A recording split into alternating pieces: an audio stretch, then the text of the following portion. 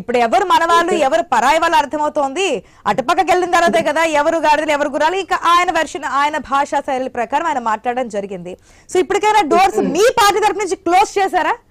ఎవరిని వెళ్లకుండా ప్రయత్నాలు జరుగుతున్నాయా? లేదంటే ఇప్పటికీ అక్కడ గేట్లు ఓపెన్ చేసి ఉంచారు కాబట్టి ఏమి బుజ్జగింపులు గాని పార్టీ క్యాడర్ తో మాట్లాడడం గాని?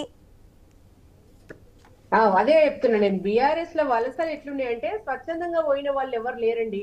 వాళ్ళను బెదిరించి వాళ్ళ బిజినెస్ దెబ్బతీయడం, బాధ పెట్టడం, ఏదో రకంగా వాళ్ళని లాక్కుంటున్నారు తప్పితే బీఆర్ఎస్ మాది కమిట్మెంట్ ఉన్న పార్టీ అండి. క్రమశిక్షణ కలిగిన లీడర్లు ఉన్నారు.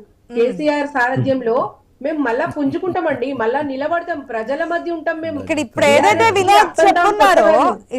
వినోద్ కుమార్ చెప్పున్నారో గతంలో మేము చేసింది తప్పు అన్నప్పుడు ఇప్పుడు మీరు అట్లా చేస్తున్నారంటే ఇప్పుడు మీరు అదే మాట్లాడుతున్నారు. మరి గతంలో మీరు తీసుకున్నప్పుడు కూడా అదే వ్యాపార లావాదేవీలు అవే వారిని భయపెట్టే ప్రయత్నాలు చేసే పార్టీలోకి లాక్కుందా అప్పుడు టీఆర్ఎస్? అప్పుడు టీఆర్ఎస్ కాబట్టి ఇప్పుడు బీఆర్ఎస్ కావచ్చు, లాక్కున్నప్పుడు టీఆర్ఎస్ భయపెట్టిన దాఖలాలు లేవు. వాళ్ళంతా వాళ్ళు స్వచ్ఛంగా వచ్చిన 2018 తర్వాత కేసీఆర్ గారు చేసిందే ఇప్పుడు మళ్ళీ తిరిగి వాళ్ళకి తిరిగి కొడుతుందండి. అదే అదే నీతి వాక్యాలు మీకు కూడా వర్తిస్తాయి. మరి ఇక్కడ మీరు ఇక్కడ కామెంట్ చేసినప్పుడు మరి మీరెందుకు దాన్ని ఎంకరేజ్ చేస్తున్నారు? చూడండి, ఏదైనా కూడా ఈ ప్రజా క్షేత్రంలో ప్రజలు అంతిమంగా తీర్పిస్తారు. బీఆర్ఎస్ పార్టీకి అప్ అండ్ డౌన్స్ కొత్త కాదండి. ఎన్నో సార్లు కొట్లాడినము. ఉద్యమ చరిత్ర ఉన్న నాయకులండి. పడి లేవటం అలవాటే. ప్రజాక్షేత్రంలో మళ్ళా నిలబడతాం. రజిత గారు మీకు ఒక ప్రశ్న సార్, ఒక నిమిషం. బీఆర్ఎస్ పార్టీని విడిచిన వాళ్ళెవ్వరు కూడా మళ్ళా పార్టీలోకి తీసుకోం. నిజంగా కూడా ఒక ఎమ్మెల్యే ఒక ఎంపీ పోయినంత మాత్రాన పార్టీకి వచ్చే నష్టం లేదు. కనిపిస్తుందేమో అది గేటు తెరవక ముందు గేటు తెరిచా అని చెప్తున్నారు అటుపక్క సీఎం. ఆ ఫిగర్ ఇంకెంత స్థాయికి వెళ్తుంది అనేది కదా. అయితే ఏ రకంగా మభ్య పెట్టినా కూడా ఎవరు పోయే ప్రసక్తి లేదు. లక్షల మంది క్యాడర్ ఉన్నారండి బీఆర్ఎస్ పార్టీకి. లీడర్లు పోతే వచ్చిన నష్టమే లేదు. కొత్త నాయకత్వం వస్తుంది. కేసీఆర్ గారికి నాయకుడిని సృష్టించడం కొత్తనా అండి? ఎవరు మనోళ్ళు ఈ ఎన్నికలతో తెలిసిపోయింది కదండి. మనోళ్ళు ఎవరు, పరాయి వాళ్ళు ఎవరు అనేది పార్టీకి తెలిసిపోయింది. కొత్త నాయకత్వం వస్తుంది. డెఫినెట్ గా పార్టీని పునర్నిర్మాణం చేసి వచ్చే ఎన్నికల్లో పక్క 100 సీట్లు గెలుస్తాం. డెఫినెట్ గా కేసీఆర్ గారి ప్రభుత్వం మళ్ళా కావాలనుకుంటున్నారు. 100 రోజుల నెక్స్ట్ ఎలక్షన్స్ లో 119 నియోజకవర్గాల్లో 100 టార్గెట్ కింద పెట్టుకున్నారు. డెఫినెట్ గా కాంగ్రెస్ పార్టీ ఫెయిల్ అయిందండి. 100 రోజుల పాలన చూస్తే ఎట్లుందండి? బీజేపీ కాంగ్రెస్ అసలు బీఆర్ఎస్ కి ఒక్క స్థానం కూడా రాదని ఖరాఖండిగా సీఎం రేవంత్ రెడ్డి చెప్పున్నారు. ఏం చేస్తారని అది భాష అనేది పక్కన పెడితే బీజేపీ నాయకులు కూడా చెప్పున్నారు 17 స్థానాల్లో అంటే బీఆర్ఎస్ కి అది రాదు అని. కానీ వేణుగోపాల్ గారు పాపం కరుణించి 2 సీట్లు అయితే మీకు ఇవ్వడం జరిగింది. అది ఎంఐఎంతో పాటు ఎంఐఎంతో కాకుండా అనేది పక్కన పెడితే సరే, అసెంబ్లీ ఎన్నికల్లో తడబడ్డ మాట వాస్తవమే. ఈ 100 రోజుల వాళ్ళ పాలన చూసిర్రు, తుగ్లక్ పాలన అని ప్రజలు గ్రహించిండ్రు. ఈ వ్యవసాయం గాని, రైతులు, నీళ్లు లేక గురుకుల విద్యార్థులు, కవిత అరెస్ట్ ఎఫెక్ట్ పడదంటారా?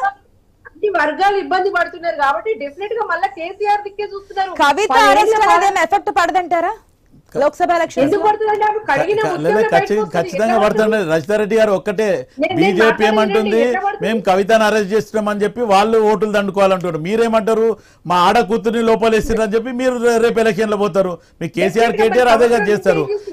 ఇంకొక మాట అండి రజిత గారు, ఇంకొక క్వశ్చన్ ప్లీజ్.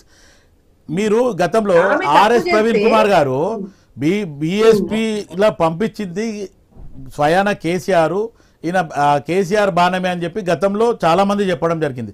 కానీ ఈరోజు ఆయన బీఎస్పీలో జాయిన్ అయ్యి మొత్తం మీ ఓట్లు చీల్చి మీకు సపోర్టివ్గా ఉండి తర్వాత ఆయన ఏనుగు మీద ప్రగతి భవన్ పోతా అన్న వ్యక్తి కేసీఆర్ దొంగ లంగా అన్నాడు.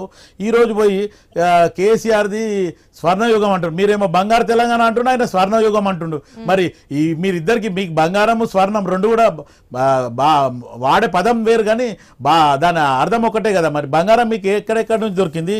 ఈరోజు ప్రవీణ్ కుమార్ గారికి తీసుకొచ్చి కండువానే మార్చిపిచ్చేసిండ్రు. ఈరోజు ప్రవీణ్ కుమార్ ని కండువానే మార్చిపిచ్చేసిండ్రు.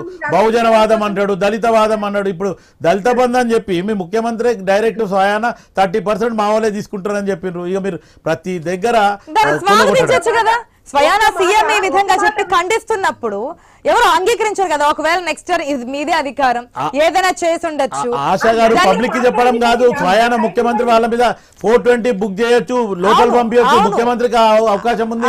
కానీ ప్రజలకు వచ్చి చెప్పడం, మీడియా ముందు చెప్పడం, దాని అర్థం ఏంటి?